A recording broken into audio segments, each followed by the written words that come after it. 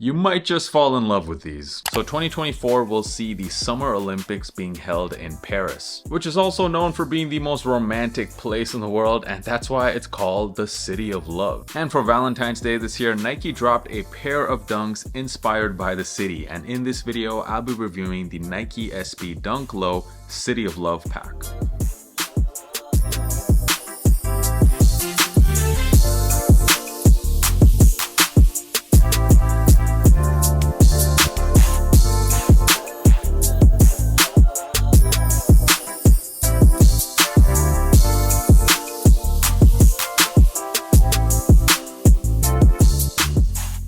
So I know we're already in March. Well, these sneakers dropped pretty late here in Europe, about 3 weeks after Valentine's Day. So apologies for the late review on these, but better late than never, I suppose. And the retail price on them was $125 or 120 euros. And at least here in Europe, they were pretty easy to get. A lot of skate shops had them on the website for several hours. And as of the time as me recording this video, this burgundy pair is actually available in a full size run on the Nike sneakers app. So yeah, it's a lot easier to get SB Dunks nowadays. Also, this was a Nike SB General release, so the stock quantities were a lot higher than you typically see on some limited edition SB Dunks. And actually dropping alongside the sneakers was what I thought some pretty fire clothing, especially these two sweaters that had an image of this statue on them, which I thought was pretty fire for some Nike apparel. Now I'm going to be reviewing the favorite of my two first, which is this burgundy pair. I have to say, guys, this pair looks way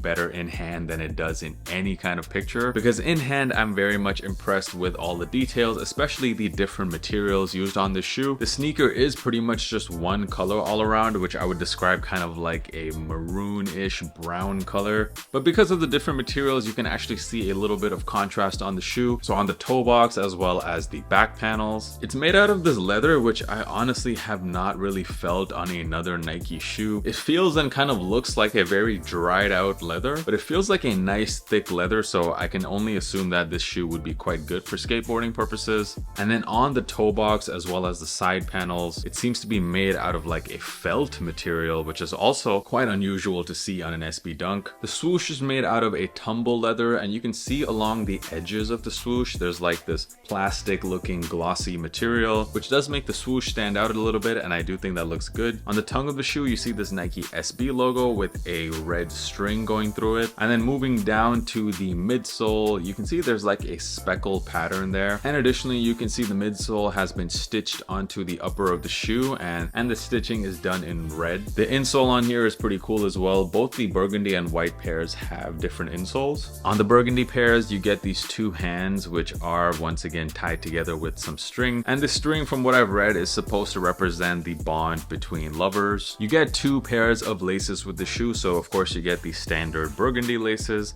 and you also get a pair of bright red laces to keep with that Valentine's Day theme, and that is maybe my only complaint about the shoe. I wish they gave us some sail laces here, because I feel like the shoe maybe needs a little bit of contrast. And for sizing on this pair, now typically with normal SB Dunks I like to go a half size up because of that padded tongue. For me, like, SB Dunks just fit a lot tighter than normal Dunks. I go true to size in normal Dunks, but in SBs I'm going a half size up, which is also what I recommend doing with this shoe. When I go true to size in SB Dunks, my toes absolutely get squeezed in, especially along the sides, so half size up definitely is what I recommend. I'm moving on to the next pair in this pack, which is the light bone colorway. This sneaker is actually completely different than the burgundy one, mainly because of the materials. The mudguard as well as the back panel are both made out of a very nice soft suede. However, the toe box and the mid panels seem to be made out of satin. I saw some other reviews where people said this is in fact velvet, and unless I am completely confused about materials, to me this is not velvet, this is satin.